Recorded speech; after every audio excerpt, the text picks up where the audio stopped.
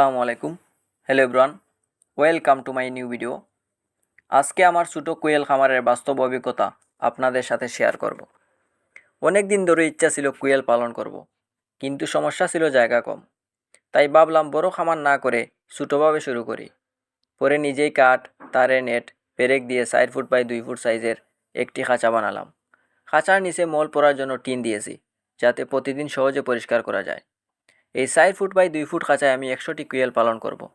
খাঁচা বানাতে খরচও খুব বেশি হয়নি। বাজার থেকে খাঁচা কিনতে গেলে অনেক টাকা লাগতো, কিন্তু নিজে বানানোর কারণে অনেক টাকা বেঁচে গেছে।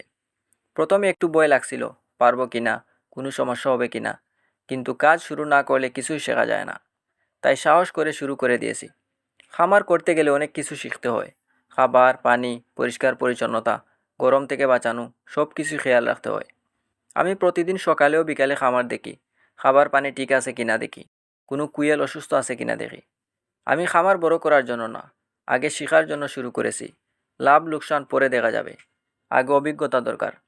যারা নতুন কিছু শুরু করতে চান তারা ছোটো থেকে শুরু করেন, তাহলে ঝুঁকি কম থাকে এবং শিখতে সুবিধা হয়। আমার এই খামার একদিন বড় খামারে পরিণত হবে, এই স্বপ্ন নিয়ে কাজ শুরু করেছি।